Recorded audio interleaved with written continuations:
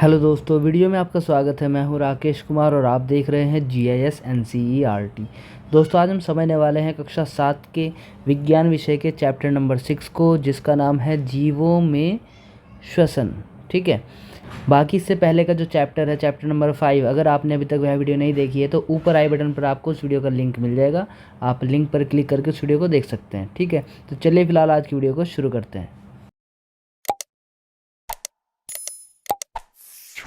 जैसा कि आपको चैप्टर के नाम से ही पता चल रहा होगा, जीवों में श्वसन, इसमें हम सीखने वाले जो जीव हैं वो कैसे सांस लेते हैं उसके बारे में इसमें हम सीखने वाले हैं, समझने वाले हैं। ठीक है, तो चैप्टर को शुरू करते हैं। बूझो अपने दादा दादी से मिलने के लिए उत्सुकता से प्रतीक्षा कर रहा था, जो 1 साल के बाद शहर आ रहे थे। वह शीघ्र से शीघ्र बस स्टॉप पर पहुंचना चाहता था ताकि उनका स्वागत कर सके। इसलिए वह भागता हुआ गया और कुछ ही मिनट में बस स्टॉप पर पहुंच गया। उसकी सांस तेज़ी से चल रही थी। उसकी दादी ने उससे पूछा कि वह हाँफ क्यों रहा है। बूझो ने बताया कि वह घर से दौड़ता हुआ आया है। उसे आश्चर्य हुआ कि दौड़ने के बाद वह सांस तेज़ी से क्यों लेने लगता है। यह प्रश्न उसके मस्तिष्क में घूमता रहा। बूझो के प्रश्न का उत्तर जानने से पहले यह समझना आवश्यक है कि हम सांस क्यों लेते हैं। सांस लेना श्वसन प्रक्रम का एक चरण है। आइए हम श्वसन के बारे में पढ़ें। तो यहाँ पर यही बताया जा रहा है कि बूझो के दादा दादी उससे मिलने के लिए आ रहे थे बहुत दिनों के बाद। तो बूझो उनको लेने के लिए बस स्टॉप गया, दौड़ता हुआ, तो उसकी सांस फूलने लगी। तो यही क्वेश्चन उसके माइंड में आने लगा कि तेज़ दौड़ने से उसकी सांस क्यों फूलने लगती है। अब सांस क्यों फूलने लगती है उससे पहले हमें बात करनी पड़ेगी कि हम सांस क्यों लेते हैं। ठीक है, सांस लेना एक श्वसन प्रक्रम है। ठीक, तो अब हम श्वसन के बारे में और ज़्यादा पढ़ेंगे। ठीक है, कि श्वसन क्या होता है, कैसे करते हैं, क्यों करते हैं। हम श्वसन क्यों करते हैं।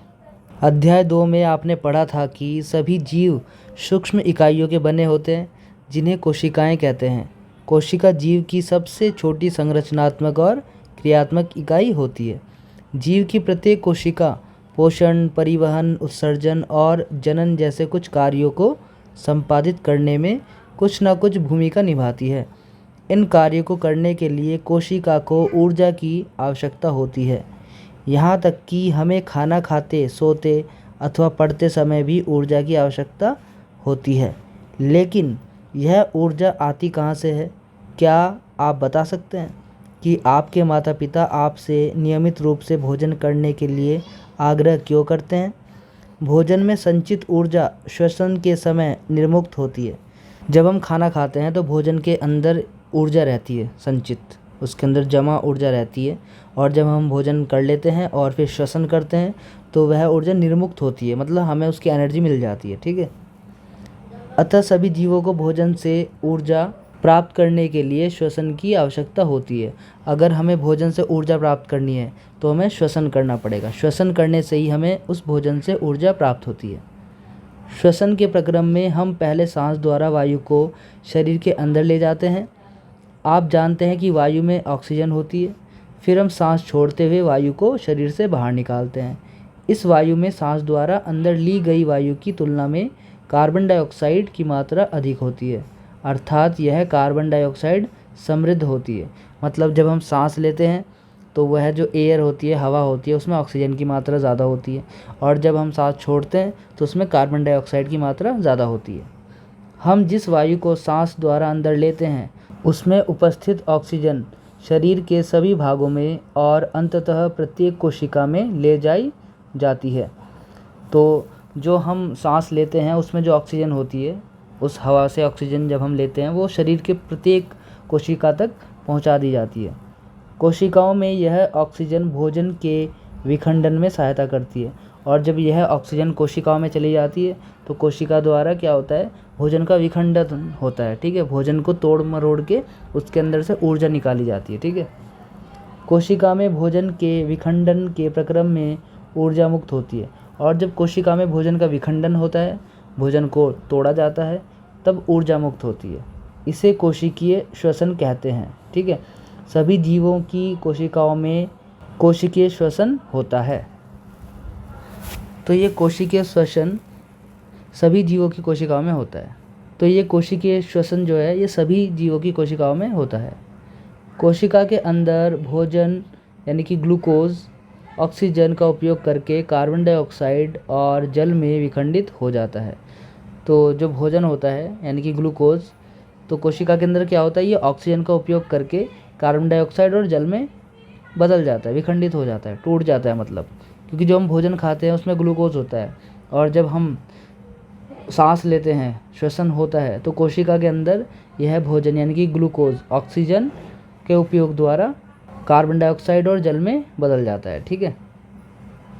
जब ग्लूकोज का विखंडन ऑक्सीजन के उपयोग द्वारा होता है तो यह वायवीय श्वसन कहलाता है। जब ये भोजन का विखंडन यानी ग्लूकोज का विखंडन ऑक्सीजन के उपयोग द्वारा होता है तब यह वायवीय श्वसन कहलाता है। ऑक्सीजन की अनुपस्थिति में भी भोजन विखंडित हो सकता है, यह प्रक्रम अवायवीय श्वसन कहलाता है। मतलब ऑक्सीजन की जब प्रेजेंस होगी, जब वायु होगा, ऑक्सीजन होगा, उस केस में जो भोजन पचेगा या ग्लूकोज का विखंडन होगा तब वह वायवीय श्वसन कहलाएगा।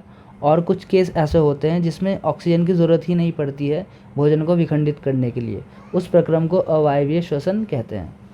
भोजन के विखंडन से ऊर्जा निर्मुक्त होती है। जब भोजन का विखंडन होता है तो उस दौरान ऊर्जा भी निर्मुक्त होती है। इसको आप ऐसे समझ सकते हैं, ग्लूकोज है, ऑक्सीजन की उपस्थिति में कार्बन डाइऑक्साइड में कन्वर्ट हो गया और जल में, और साथ में क्या निकलती है, ऊर्जा। संभवतः आपको मालूम होगा कि यीस्ट जैसे अनेक जीव वायु की अनुपस्थिति में जीवित रह सकते हैं। ऐसे जीव अवायवीय श्वसन के दौरान ऊर्जा प्राप्त करते हैं। तो यीस्ट ऐसा जीव है जो बिना हवा के भी जिंदा रह सकता है। ठीक है।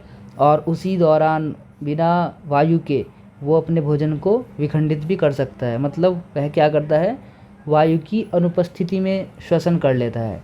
इस प्रकार के श्वसन को अवायवीय श्वसन कहते हैं और इन्हें अवायवीय जीव कहते हैं। ठीक है। ऑक्सीजन की अनुपस्थिति में ग्लूकोज, अल्कोहल और कार्बन डाइऑक्साइड में विखंडित हो जाता है, जैसा कि निम्न समीकरण द्वारा दिखाया गया है। तो देखो ये ईस्ट क्या करता है, जैसे कि भोजन है, ग्लूकोज है, ये ऑक्सीजन की अनुपस्थिति में, यहाँ पे अनुपस्थिति होगा, गलती से यहाँ पे उपस्थिति लिखा हुआ है। ऑक्सीजन की अनुपस्थिति में ये क्या करेगा, ग्लूकोज को तोड़ के अल्कोहल बनाएगा, प्लस कार्बन डाइऑक्साइड निकलेगा और प्लस ऊर्जा भी निकलेगी। ठीक है। हमारी पेशी कोशिकाएं भी अवायवीय रूप से श्वसन कर सकती है। जो हमारी मांसपेशियाँ होती है, इनकी जो कोशिकाएं होती है वो भी अवायवीय रूप से श्वसन कर सकती है, लेकिन ये ऐसा थोड़े समय तक ही कर सकती हैं। वास्तव में यह प्रक्रम उस समय होता है जब ऑक्सीजन की अस्थायी रूप से कमी हो जाती है। मतलब बॉडी में कुछ समय के लिए एकदम ऑक्सीजन नहीं होती है, तब ये काम हो जाता है। बहुत देर तक व्यायाम करने, तेज़ी से दौड़ने, कई घंटे टहलने, साइकिल चलाने अथवा भारी वज़न उठाने जैसे अनेक कार्यों के लिए अधिक ऊर्जा की आवश्यकता होती है। लेकिन ऊर्जा उत्पन्न करने के लिए हमारे शरीर को ऑक्सीजन की आपूर्ति सीमित होती है। ऐसी स्थितियों में पेशी कोशिकाएं अवायवीय श्वसन द्वारा ऊर्जा की अतिरिक्त मांग को पूरा करती है। ठीक है। तो जब आप एक्सरसाइज करते हैं कभी या दौड़ते हैं तो शरीर की जो ऊर्जा है वो ख़त्म हो जाती है, तो शरीर को, मांसपेशियों को और अधिक ऊर्जा चाहिए होती है। तो इस केस में क्या होता है, कोशिकाएं खुद ही, जो पेशी कोशिकाएं होती है, खुद ही वो अवायवीय श्वसन करती है, और अवायवीय श्वसन के दौरान फिर उसमें क्या होता है, जो अतिरिक्त ऊर्जा की मांग होती है, जो और एक्स्ट्रा ऊर्जा चाहिए, वो उसको मिल जाता है। ठीक है। तो इसको आप ऐसे समझ सकते हैं, ग्लूकोज पेशी में ऑक्सीजन की अनुपस्थिति में लैक्टिक अम्ल बनता है प्लस ऊर्जा निकलती है। ठीक है। ये काम होता है। इस केस में लैक्टिक अम्ल बनेगा और साथ में ऊर्जा भी निकलेगी। तो ये काम हमारी पेशी कोशिकाएं करती है बिना ही वायु के, क्योंकि बॉडी में वायु की कमी हो जाती है उस टाइम पे, लेकिन हमें ऊर्जा चाहिए, तो बिना वायु की उपस्थिति के ही भी वो सीधा अवायवीय श्वसन कर लेता है। ठीक है। और ऊर्जा की प्राप्ति हो जाती है। क्या आपने कभी सोचा है कि अत्यधिक व्यायाम करने के बाद आपकी पेशियों में ऐंठन क्यों होती है? ऐंठन तब होती है जब पेशियाँ अवायवीय रूप से श्वसन करती है। देखो, जब ज़्यादा हम व्यायाम कर लेते हैं, ज़्यादा दौड़ लेते हैं, तो हमारी पेशियों में ऐंठन शुरू हो जाती है। ठीक है। और ऐसा इसीलिए होता है क्योंकि हमारी पेशियाँ अवायवीय रूप से श्वसन कर लेती है, इस वजह से ऐसा होता है। इस प्रक्रम में ग्लूकोज के आंशिक विखंडन से लैक्टिक अम्ल और कार्बन डाइऑक्साइड बनते हैं। क्योंकि इस केस में क्या होता है, ग्लूकोज जो है वो टूटता है तो उसका आंशिक विखंडन होता है, पूरी तरह से ग्लूकोज नहीं टूटता है, तो इसलिए लैक्टिक अम्ल बनता है और कार्बन डाइऑक्साइड बनता है और ऊर्जा निकलती है। लैक्टिक अम्ल का संचयन पेशियों में ऐंठन उत्पन्न करता है। तो जब ये लैक्टिक अम्ल बनता है ये, तो इससे पेशियों में ऐंठन उत्पन्न होती है। गर्म पानी से स्नान करने अथवा शरीर की मालिश करवाने पर हमें ऐंठन से आराम मिलता है। अगर आप हल्का गुनगुना पानी से नहाते हैं या शरीर की मालिश करवाते हैं तो आपको आराम मिल सकता है इस ऐंठन से। क्या आप अनुमान लगा सकते हैं ऐसा क्यों होता है? गर्म जल से स्नान अथवा शरीर की मालिश करने से रक्त का संचरण बढ़ जाता है। इसके परिणाम स्वरूप पेशी कोशिकाओं को ऑक्सीजन की आपूर्ति बढ़ जाती है। ठीक है, तो जब हम हल्के से गर्म पानी से नहाते हैं या मालिश कराते हैं तो क्या होता है, बॉडी में रक्त का संचरण बढ़ जाता है, रक्त अच्छे से शरीर में फ्लो होने लगता है और इसके परिणाम स्वरूप फिर क्या होता है, कोशिकाओं में ऑक्सीजन की आपूर्ति बढ़िया हो जाती है और फिर ये जो ऐंठन है वो चली जाती है। ऑक्सीजन की आपूर्ति बढ़ जाने से लैक्टिक अम्ल का कार्बन डाइऑक्साइड और जल में पूर्ण विखंडन हो जाता है। तो ये जो लैक्टिक अम्ल होता है ये वापस से कार्बन डाइऑक्साइड बन जाता है और जल में पूरी तरह से विखंडित हो जाता है। ठीक है, और हमें फिर उससे दर्द से आराम मिलता है। अब इसको भी देख लेते हैं। यीस्ट एक कोशिकीय जीव है। यीस्ट अवायवीय रूप से श्वसन करते हैं, मतलब इनको हवा की ज़रूरत नहीं पड़ती, ऑक्सीजन की ज़रूरत नहीं पड़ती है और इस प्रक्रिया के समय अल्कोहल निर्मित करते हैं और ये अल्कोहल बनाते हैं फिर। अतः इनका उपयोग शराब यानी कि वाइन और बियर बनाने के लिए किया जाता है। ठीक है, यीस्ट एक कोशिकीय जीव है और अवायवीय रूप से श्वसन करते हैं और इनका यूज़ अल्कोहल बनाने में किया जाता है और अल्कोहल का यूज़ फिर शराब, वाइन, बियर वगैरह बनाने में किया जाता है। ठीक है, अब देखिए श्वसन यानी कि रेस्पिरेशन। इसमें एक क्रियाकलाप है। इस क्रियाकलाप में कहा गया है कि अपने नथुनों और मुख को कसकर बंद कर लीजिए और घड़ी की ओर देखिए आप कितनी देर तक इन दोनों को बंद रख पाए। कुछ समय बाद आपने क्या महसूस किया, आप उस समय को नोट कीजिए जब तक आप अपनी सांस को रोके रख सके। वैसे इसको थोड़ा सावधानी से करना है। ठीक है, कभी आप इसको बंद ही रख दो मुंह को और नाक को। ठीक है, ये देखिए सांस को रोकना, ये एक्टिविटी है। देखना है आपको कितनी देर तक आप सांस को रोक सकते हैं।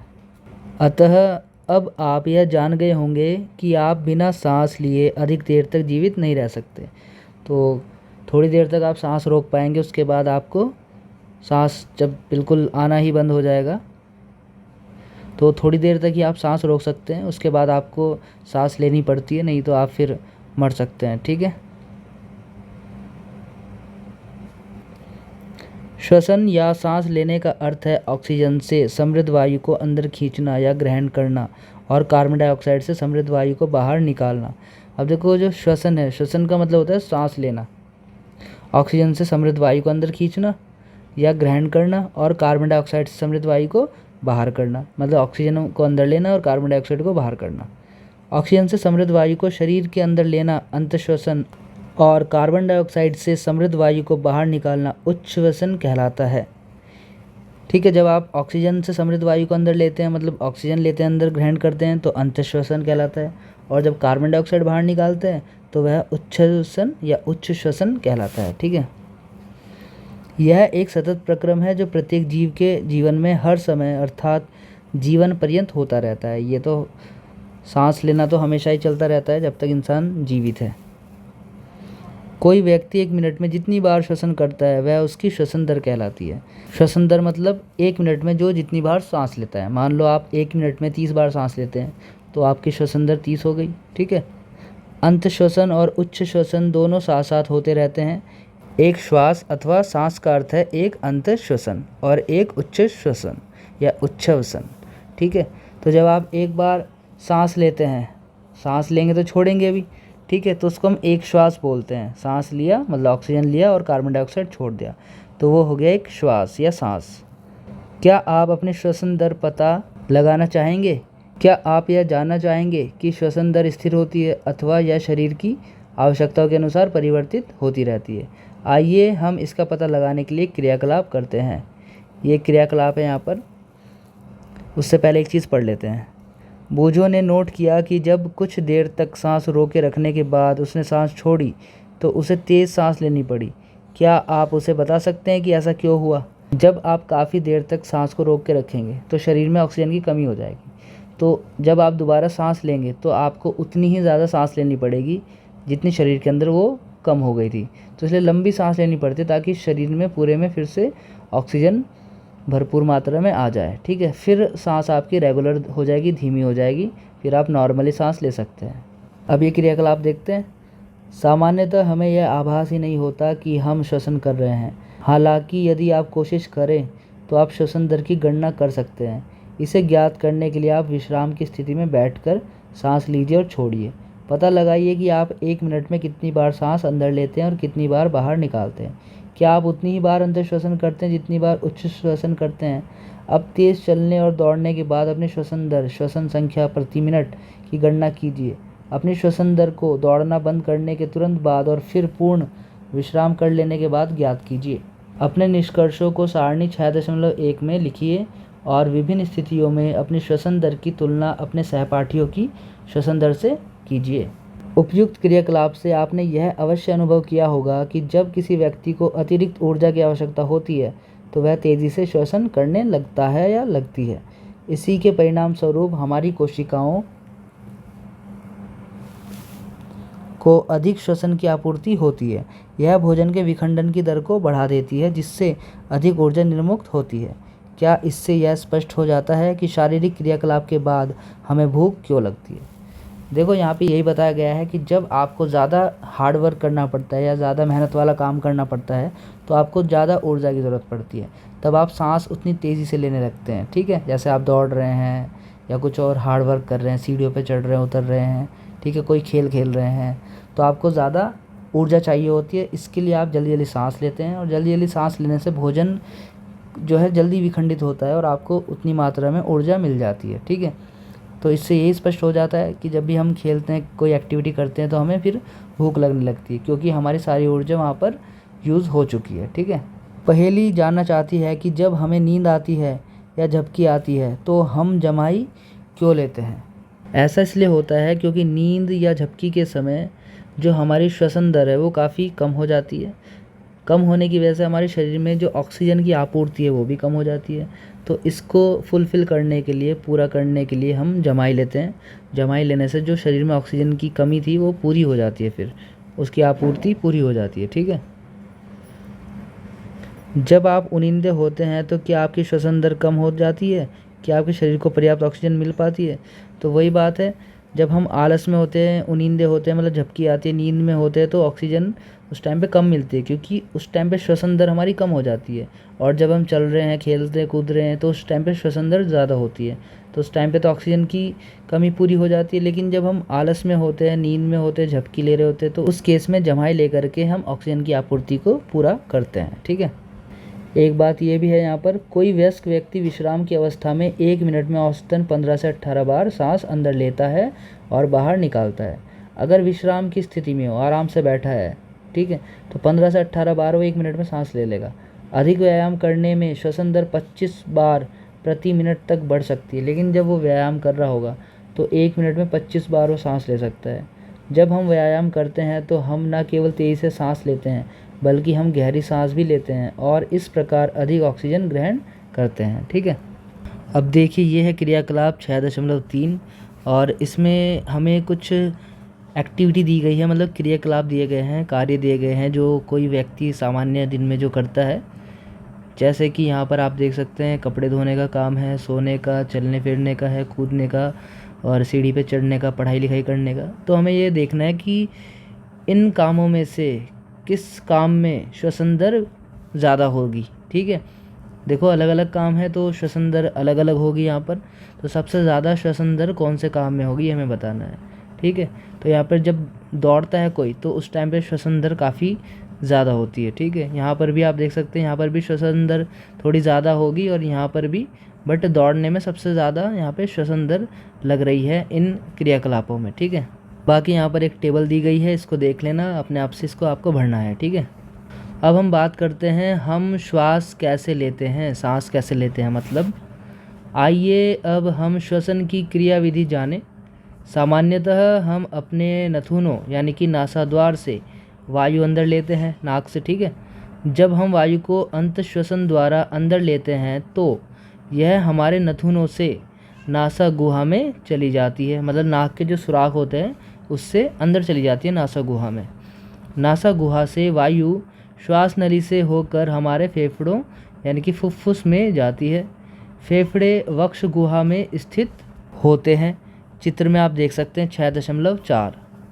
ये देखिए, यहाँ पर आप देख सकते हैं फेफड़ा ये है, ये वक्ष गुहा में स्थित है, यानी कि ऊपर वाले इस हिस्से में स्थित है। और ये पसलियों से कवर हो रखा है, ये पसली आप देख सकते हैं, इससे ये कवर हो रखा है। ठीक है, ताकि इनकी सुरक्षा रहे। कि आप यहाँ पर भी देख सकते हैं, ये भी फेफड़ा है, ये अंदर का अंदरूनी हिस्सा दिखाया गया है और भी, ठीक है। इस तरीके की आपको अंदर से देखने के लिए मिलेगा ये। इसके अलावा जो यहाँ पर सबसे पहले नासा गुहा है, जहाँ से एयर अंदर जाएगी, ठीक है, यहाँ से होती हुई इस तरीके से अंदर आएगी और ये फेफड़ों में चली जाएगी। ये ग्रसनी है, यानी कि जो गला है, ये श्वास नली है, सांस लेने वाला जो नली है, इसमें एयर जाती है, ठीक है। और बाकी यहाँ से दूसरी जो नली है वो साइड से जा रही है, इसी के साथ वो मिली हुई लगती है, उसमें फूड जाता है, भोजन जाता है, ठीक है। नीचे यहाँ पर आप देखेंगे ये डायफ्राम है, ये एक तरीके से हमारे जो फेफड़े हैं इनको सपोर्ट देता है, सपोर्ट देने का काम करता है ये, ठीक है। वक्ष गुहा पार्श्व में पसलियों से घिरी रहती है। एक बड़ी पेशीय परत जो डायफ्राम मध्यपट कहलाती है। तो यही बताया गया, जो वक्ष गुहा है यानी कि जो हमारा ऊपरी हिस्सा है, ठीक है, उसमें पसलियाँ होती है। एक बड़ी पेशीय परत भी होती है इसमें, जिसको डायफ्राम कहते हैं, मध्यपट भी कहते हैं, ठीक है। वक्ष गुहा को आधार प्रदान करती है, तो ये सपोर्ट देती है उसको, जो हमारे फेफड़े वगैरह हैं इनको सपोर्ट प्रदान करती है ये। श्वसन में डायफ्राम और पसलियों से बने पिंजर की गति सम्मिलित होती है। जब हम सांस लेते हैं तो डायफ्राम और जो हमारी पसलियाँ है, इनसे बना जो पिंजर है पूरा, उसकी गति सम्मिलित होती है, वो गति होती है उसमें, वो फैल जाता है, फिर थोड़ा सिकुड़ता भी है। अंतश्वसन के समय पसलियाँ ऊपर और बाहर की ओर गति करती है और डायफ्राम नीचे की ओर गति करता है, ठीक है। जब हम सांस लेते हैं तो पसलियाँ ऊपर की ओर आ जाती है, सांस लेने पर छाती फूल जाती है, चौड़ी सी हो जाती है, तो उस केस में डायफ्राम नीचे की ओर जाता है, ठीक है। यह गति हमारी वक्ष गुहा के आयतन को बढ़ा देती है और वायु फेफड़ों में आ जाती है, और फेफड़ों में वायु भर जाएगी तो उससे जो हमारे फेफड़ों का आकार है वो भी बढ़ जाता है। फेफड़े वायु से भर जाते हैं। उच्छ्वसन के समय पसलियाँ नीचे और अंदर की ओर आ जाती है, और जब हम सांस छोड़ देते हैं यानी उच्छ्वसन करते हैं तो पसलियाँ नीचे की ओर आ जाती है, रिलैक्स हो जाती है, ठीक है। जबकि जो डायफ्राम है वो ऊपर की ओर अपनी पहली स्थिति में आ जाता है। इससे वक्ष गुहा का आयतन कम हो जाता है, इस कारण वायु फेफड़ों से बाहर धकेल दी जाती है। चित्र में आप देख सकते हैं, ये देखिए अंतश्वसन, जब आप सांस लेते हैं तो देखो फेफड़े फूल रहे हैं, ठीक है, वायु अंदर गई और फेफड़े फूलना शुरू हो गए, पसलियाँ बाहर की ओर गति करती हैं और डायफ्राम नीचे की ओर गति करता है, ठीक है, क्योंकि जब ये फैलेगा तो डायफ्राम पे एक प्रेशर पड़ेगा तो नीचे की ओर आएगा डायफ्राम, ठीक है। फिर जब आप उच्छ्वसन करते हैं, सांस छोड़ते हैं, वायु बाहर की ओर धकेल दी जाती है, तो इस केस में क्योंकि पसलियाँ अंदर की ओर हो जाती है और जो डायफ्राम पहले नीचे की ओर था, ठीक है, जो ये डायफ्राम है यहाँ पर ये लाइन दिख रही है आपको, नीचे जा रहा था, अब ये ऊपर की ओर पहली स्थिति में आ जाएगा फेफड़ों को सपोर्ट देने के लिए, ठीक है। अपने शरीर में हम इन गतियों को आसानी से अनुभव कर सकते हैं। एक गहरी सांस लीजिए, अपनी हथेली को उदर पर रखिए और उदर की गति को अनुभव कीजिए, मतलब पेट पे हाथ रखो अपना और सांस लो, तो आपको पता चल जाएगा, आपका हाथ गति करेगा, ठीक है, ऊपर नीचे होगा। फिर आप क्या पाते हैं, तो इससे आपको क्या पता चलता है वो आप देख ही चुके हैं। एक नोट यहाँ पर लिखा हुआ है, इसको पढ़ लेते हैं। धूम्रपान फेफड़ों को अक्षति पहुँचाता है। धूम्रपान कैंसर से भी संबद्ध है, इससे अवश्य बचना चाहिए। धूम्रपान मतलब स्मोकिंग, ठीक है, स्मोकिंग से कैंसर होता है, ठीक है, फेफड़ों को नुकसान पहुँचाता है ये, तो इससे बचना चाहिए हमें। यह जान लेने के बाद कि श्वसन के दौरान वक्ष गुहा के आमाप में परिवर्तन होते हैं, बच्चे सीना यानी कि वक्ष फुलाने की स्पर्धा में व्यस्त हो गए। सब मतलब ट्राई करने लगे, सांस ले लेके देखने लगे। प्रत्येक यह दावा कर रहा था कि वह सीने को सबसे अधिक फुला सकता है या सकती है। क्यों ना आप भी इस क्रियाकलाप को कक्षा में अपने सहपाठियों के साथ करके देखें। ऐसे एक क्रियाकलाप दी है जिसमें फेफड़े को एक गहरी सांस लेनी है और पहले उसको मापना है, ठीक है, उसकी छाती को, उसके बाद फिर जब सांस ले लेगा तब मापना है, तब देखना है दोनों में काफ़ी अंतर है, ठीक है। तो यहाँ पे आप सहपाठी का नाम लिख सकते हैं। अंतश्वसन के समय उसकी वक्ष का आमाप यानी छाती का जो आमाप है सेंटीमीटर में, और फिर उच्छ्वसन के समय कितना है वो बताना है, फिर आमाप में अंतर कितना है वो बताना है, ठीक है। मान लो यहाँ पे 30 सेंटीमीटर है अंतश्वसन के टाइम, उच्छ्वसन की है, जब सांस छोड़ दी तो 25 सेंटीमीटर हो गया, तो कितना डिफरेंस आया, 30 माइनस 25 कर दो, 5 सेंटीमीटर का डिफरेंस आ गया। इस तरीके से मतलब भरनी है। ये तो मैंने ऐसे आइडिया से लिखा है, आप अपने हिसाब से देखना उनको माप के, ठीक है। बूझो जानना चाहता है कि कोई व्यक्ति अपने फेफड़ों में कितनी वायु भर सकता है? वैसे सामान्य व्यक्ति 24 घंटे में 20,000 लीटर तक वायु का इस्तेमाल कर लेता है अपने फेफड़ों में जब सांस लेने के लिए। ठीक है। अब देखिए यह है क्रियाकलाप 6.5। इसमें दिया गया है प्लास्टिक की चौड़े मुंह वाली एक बोतल लीजिए, इसके पैंदे को काटकर अलग कर दीजिए। वाई के आकार की कांच अथवा प्लास्टिक की एक नली लीजिए, बोतल के ढक्कन में एक ऐसा छिद्र कीजिए जिससे यह नली आसानी से निकल जाए। नली के शाखित सिरे पर 2 गुब्बारे बिना फूले हुए लगा दीजिए। नली को चित्र 6.7 के अनुसार बोतल में लगा दीजिए। अब बोतल का ढक्कन लगा दीजिए तथा उसे इस प्रकार सील बंद कर दीजिए कि वह वायुरुद्ध हो जाए। बोतल के खुले पैंदे पर रबड़ अथवा प्लास्टिक की एक पतली शीट तानकर किसी रबड़ बैंड की सहायता से बांध दीजिए। फेफड़ों में होने वाले प्रसार को समझने के लिए रबड़ की परत को पकड़कर आधार से नीचे की ओर खींचिए और गुब्बारों को देखिए। इसके बाद इस रबड़ की परत को ऊपर की ओर धकेलिए और गुब्बारों को देखिए। क्या आपको गुब्बारों में कोई परिवर्तन दिखाई देता है? इस मॉडल में गुब्बारे किस अंग को प्रदर्शित करते हैं? रबड़ की परत किसे प्रदर्शित करती है? अब आप श्वसन की क्रियाविधि को समझने में समर्थ हो गए होंगे। इस तरीके का आपको मॉडल बनाना है। यहाँ पे कॉर्क लगा दिया, एक पाइप लगा दी है और ये पाइप वाई के आकार की ले लिए। यहाँ पे गुब्बारे लगा दिए काट के 2, और यहाँ पर ये इसको जो बॉटल थी इसको काट लिया था और यहाँ पे ऐसे गुब्बारे लगा दिए। ठीक है। और यहाँ पे कॉर्क लगाना है, हवा बिल्कुल भी पास नहीं होनी चाहिए अलग से, सिर्फ इस पाइप में को जानी चाहिए हवा। ठीक है। तो जब आप इस गुब्बारे को या रबड़ शीट को खींचेंगे तो ये फूल जाएंगे। ठीक है। और जब इसको ऊपर की ओर धकेलेंगे आप इस तरीके से तो ये सिकुड़ जाएंगे जैसे हमारे फेफड़े। ठीक है। जब आप इसे खींचेंगे तो इसमें ना अंदर हवा भरेगी, हवा भरने से गुब्बारा फूल जाएगा। जब इसको ऐसे धकेलेंगे तो इनमें से हवा बाहर निकल जाएगी। ठीक है। ऐसा हवा के दबाव की वजह से होता है। ठीक है। जब आप इसको खींचते हैं तो अंदर जो हवा थी, ठीक है, हवा तो उतनी रही लेकिन जगह अंदर ज़्यादा हो गई तो अंदर हवा का दबाव कम हो गया, इसलिए बाहर से और हवा इसके अंदर आ गई और ये फूल गए। लेकिन जैसे आप इसको ऊपर की ओर दबाते हैं तो अंदर जो हवा थी, ठीक है, उसके लिए अब जगह कम हो गई, मतलब अंदर हवा का प्रेशर ज़्यादा हो गया, इसलिए अब वो हवा बाहर की ओर जाएगी ताकि प्रेशर अंदर नॉर्मल हो जाए, इसलिए ये सिकुड़ जाएंगे। ठीक है। तो कुछ इसी तरीके से हमारे फेफड़े भी काम करते हैं। जब उनमें हवा जाती है तो फूलते हैं और हवा बाहर निकालते हैं तो फिर सिकुड़ जाते हैं। और ये जो रबड़ की यहाँ पे शीट है ये डायफ्राम की तरह कार्य करता है। ठीक है। अब है हम उच्च श्वसन में बाहर क्या निकालते हैं।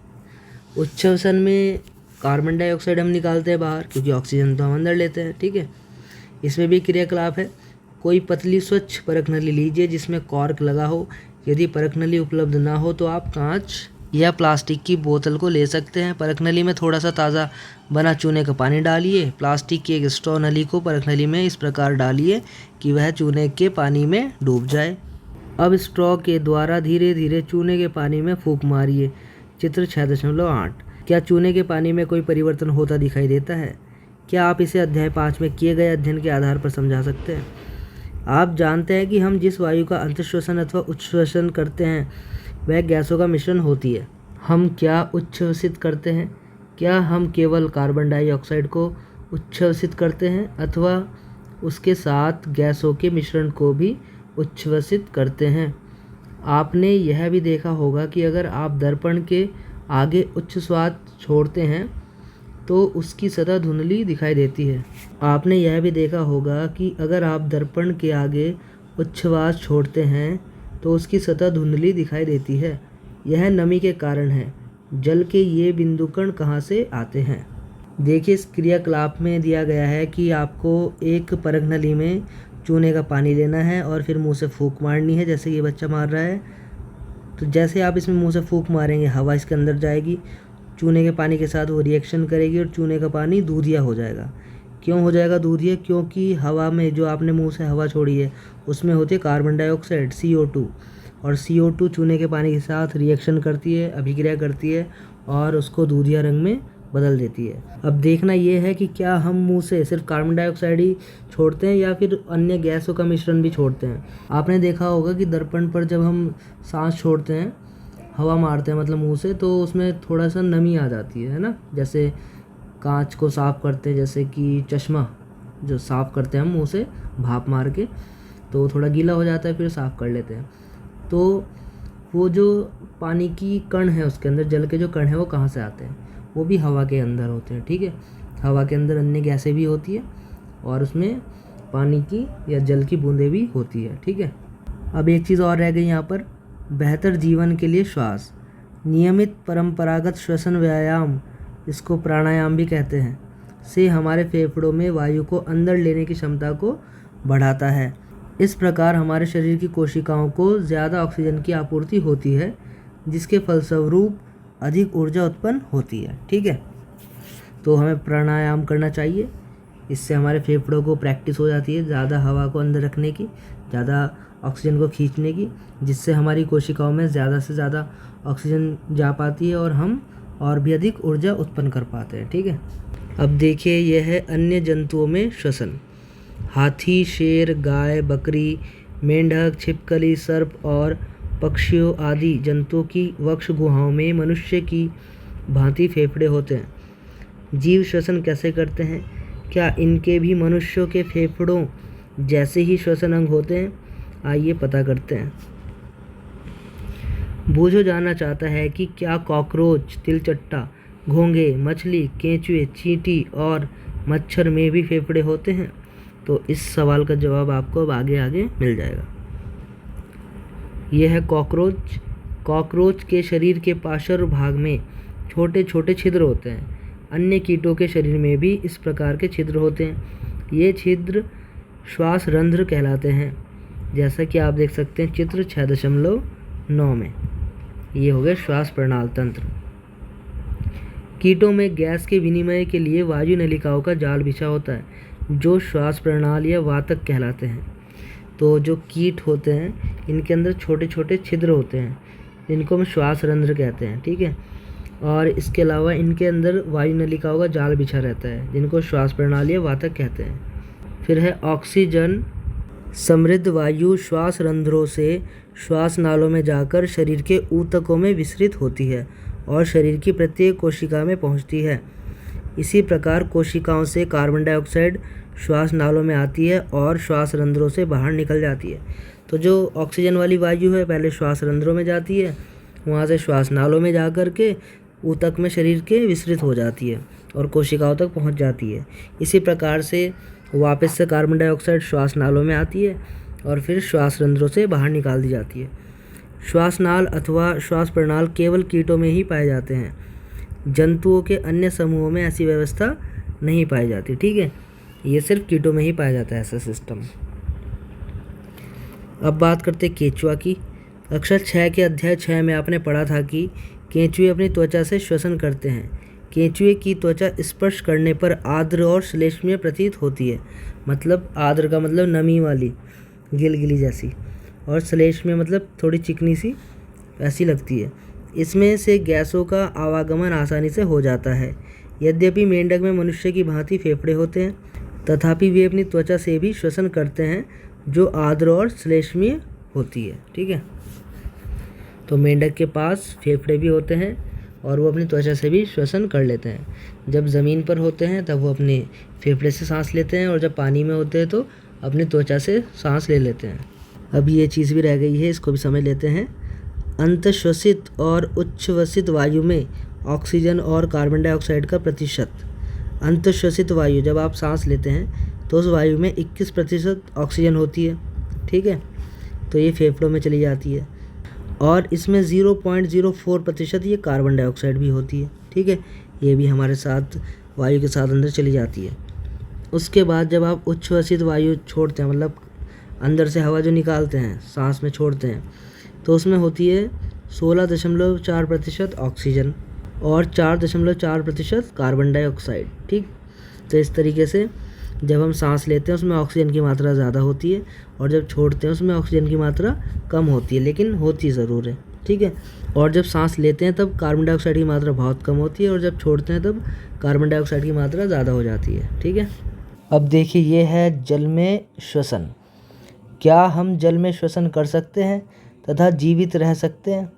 ऐसे अनेक जीव हैं जो जल में रहते हैं। वे जल में श्वसन कैसे करते हैं? आपने कक्षा 6 में पढ़ा था कि मछलियों में क्लोम या गिल पाए जाते हैं। क्लोम जल में घुली ऑक्सीजन का उपयोग करने में उनकी सहायता करते हैं। क्लोम त्वचा से बाहर की ओर निकले होते हैं। आप सोच रहे होंगे कि क्लोम किस प्रकार श्वास में सहायता करते हैं। क्लोम में रक्त वाहिनियों की संख्या अधिक होती है जो गैस विनिमय में सहायता करती है। इसमें बताया गया है जो जल में रहने वाले जीव है वो क्लोम या गिल से सांस लेते हैं जल के अंदर ही, क्योंकि जो ये क्लोम है या गिल है, इस गिल के अंदर रक्त वाहिनियाँ होती है जो क्या करती है, पानी से ऑक्सीजन या जो हम कह सकते हैं गैस है, गैसों का विनिमय करती है। ठीक है, मतलब कि पानी में से ऑक्सीजन गैस को अलग कर लेती है और उसको रक्त वाहिनियों के द्वारा शरीर में भेज देती है प्रत्येक कोशिकाओं में, और बाकी पानी बाहर निकल जाता है। ठीक है, तो इस प्रकार से जो जलीय जीव है और जिनके पास क्लोम है, गिल्स हैं, वो इस प्रकार से पानी के अंदर भी सांस ले पाते हैं। यहाँ पर देखिए मछलियों में श्वसन अंग ये दिखाया गया है, क्लोम ये है देखिए। ठीक है, तो इसके द्वारा ही मछलियाँ क्या करती है, सांस लेती है। वो मुंह से पानी अंदर लेती है, वो पानी यहाँ पर गिल्स से होकर के बाहर आ जाता है। ठीक है, और यहाँ पर वो उसमें से ऑक्सीजन ले लेती है। ठीक है, अब ये देखिए, बूझों ने दूरदर्शन कार्यक्रमों में देखा था कि व्हेल और डॉल्फिन अक्सर पानी की सतह पर ऊपर आ जाती है। कभी कभी ऊपर की ओर आते समय वे पानी की फुहार भी छोड़ती हैं। वे ऐसा क्यों करती हैं? देखिए, जो व्हेल है और डॉल्फिन मछली जो होती है, ये ऐसी मछलियाँ हैं जिनके पास गिल्स नहीं है, ये फेफड़ों से ही सांस लेती है। तो फेफड़ों से सांस लेने के लिए इनको बार बार पानी की सतह पर आना पड़ता है ताकि ये वायु में घुली हुई ऑक्सीजन को ग्रहण कर सके। ठीक है, और जब ये सांस छोड़ती है तो इनकी सांस में जो हवा है उसमें पानी की छोटी छोटी बूंदें रहती है जो कि भाप के रूप में रहती है, लेकिन जब ये उसको रिलीज़ करते हैं, छोड़ते हैं, तब वह संघनित हो जाती है और हमें फुहार की तरह से दिखाई देती है, जैसे फुहार निकली हो एक। ठीक है, तो इसलिए ऐसा होता है। अब देखिए, क्या पादप भी श्वसन करते हैं? पादप मतलब पौधे, तो पौधे भी सांस लेते हैं, बिल्कुल लेते हैं। अन्य जीवों की भांति पादप भी जीवित रहने के लिए श्वसन करते हैं, जैसा कि आप कक्षा 6 में पढ़ चुके हैं। ये वायु से ऑक्सीजन अंदर ले लेते हैं और कार्बन डाइऑक्साइड को निर्मुक्त करते हैं। इनकी कोशिकाओं में भी ऑक्सीजन का उपयोग अन्य जीवों की भांति ही ग्लूकोज के कार्बन डाइऑक्साइड और जल में विखंडन करने के लिए किया जाता है। पादप में प्रत्येक अंग वायु से स्वतंत्र रूप से ऑक्सीजन ग्रहण करके कार्बन डाइऑक्साइड को निर्मुक्त कर सकता है। अर्थात अध्याय 1 में आपने पढ़ा था कि पादप की पत्तियों में ऑक्सीजन और कार्बन डाइऑक्साइड के विनिमय के लिए सूक्ष्म छिद्र होते हैं जो रंध्र कहलाते हैं, जिसको इंग्लिश में स्टोमेटा भी कहते हैं। रंध्र से ही जो पौधे हैं, पत्तियां हैं, वो सांस ले पाती है। ठीक है, पादप की अन्य सभी कोशिकाओं की भांति ही मूल कोशिकाओं को भी ऊर्जा उत्पन्न करने के लिए ऑक्सीजन की आवश्यकता होती है। मूल मृदा कणों के बीच के खाली स्थान वायु अवकाशों में उपस्थित वायु से ऑक्सीजन ले लेते हैं। क्या आप अनुमान लगा सकते हैं कि यदि किसी गमले के पौधे में बहुत अधिक पानी डाल दिया जाए तो क्या होगा? अगर किसी गमले में बहुत ज़्यादा पानी डाल देंगे तो पौधे को सांस ही नहीं आ पाएगा, क्योंकि वे जो सुराख है मिट्टी में जहाँ से वो सांस ले सकते हैं, जहाँ पे हवा रहती है, वो सब बंद हो जाएंगे और वो प्लांट मर जाएगा जल्दी। ठीक है, इस अध्याय में आपने पढ़ा कि श्वसन एक महत्वपूर्ण जैविक प्रक्रम है।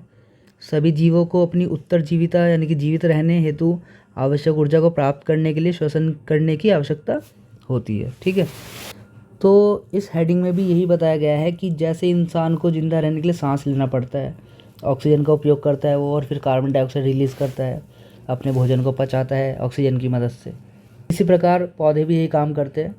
उनको भी ऑक्सीजन चाहिए होती है और फिर ऑक्सीजन का यूज़ करके वो भी ग्लूकोज के कार्बन डाइऑक्साइड और जल में विखंडन करने के लिए यूज़ करते हैं उस ऑक्सीजन का। टॉपिक में बताया गया है कि जो पेड़ पौधे हैं, पादप हैं, वो भी इंसानों की तरह ऑक्सीजन का यूज़ करके श्वसन करते हैं। ठीक है, बस फ़र्क ये है सिर्फ हम लोग ऑक्सीजन ग्रहण करते हैं और कार्बन डाइऑक्साइड रिलीज़ करते हैं, और प्लांट जो है कार्बन डाइऑक्साइड को ले करके ऑक्सीजन रिलीज़ करते हैं। ठीक है, लेकिन रात को ये प्रोसेस उनका उल्टा हो जाता है, रात को प्लांट भी कार्बन डाइऑक्साइड रिलीज़ करते हैं, और ये काम जो गैसों का विनिमय है ये होता है इनमें रंध्रों द्वारा, यानी कि पत्तियों में छोटे छोटे सूक्ष्म छिद्र होते हैं जिनसे ये गैसों का विनिमय करते हैं, आदान प्रदान करते हैं। ठीक है, जैसे हमारी कोशिकाओं को ऑक्सीजन की ज़रूरत होती है ऊर्जा उत्पन्न करने के लिए, इसी तरीके से पादप में भी कोशिका जो होती है उनको भी ऑक्सीजन की ज़रूरत पड़ती है ऊर्जा उत्पन्न करने के लिए। और जो पौधे के मूल होते हैं यानी कि जो जड़ होती है वो मृदा कणों के बीच यानी कि मिट्टी के कणों के बीच जो वायु उपस्थित रहती है ना, वहाँ से खींच लेते हैं वो ऑक्सीजन। ठीक है, मिट्टी में से भी प्लांट ऑक्सीजन खींच लेते हैं। तो इसलिए कभी भी पेड़ पौधे में, गमले में ऐसा पानी नहीं देना चाहिए कि वो पानी उसमें रुका रह जाए, नहीं तो प्लांट फिर उसको अच्छे से सांस नहीं आ पाता है। ठीक, और वो जल्दी मर सकता है फिर। ठीक है, यहाँ पर आप फोटो में देख सकते हैं मूल मृदा से वायु अवशोषित करते हैं। ये देखो, ये मिट्टी है, ये मृदा के कण हो गए, और ये हो गए मूल रो मतलब जड़ हो गई, और वायु अवकाश है। बीच में जो गैप दिख रहा है येलो येलो, ये वायु अवकाश है, मतलब यहाँ पे हवा फंसी हुई है, ऑक्सीजन यहाँ से मिल सकता है। तो जड़ यहाँ से ऑक्सीजन ले लेती है इस तरीके से। ठीक है, अब एक ये चीज़ है यहाँ पर, पहेली जानना चाहती है कि क्या भूमिगत होते हुए भी पादपों की जड़ें ऑक्सीजन ग्रहण करती हैं? यदि ऐसा है तो वे ऐसा किस प्रकार करती है? पादपों की जड़ें भी ऑक्सीजन ग्रहण करती है, कैसे करती है ये आपको मैंने यहाँ पे अभी बता दिया है। ठीक है, मिट्टी में जो ट्रैप है ऑक्सीजन गैस, उसका यूज़ कर लेती है जड़ें, वहीं से ऑक्सीजन ले लेती है मिट्टी में से। ठीक है, तो दोस्तों इस प्रकार से ये चैप्टर हो गया आपका कंप्लीट। तो मिलते हैं आपसे अगली वीडियो में, तब तक के लिए bye, take care, thanks for watching.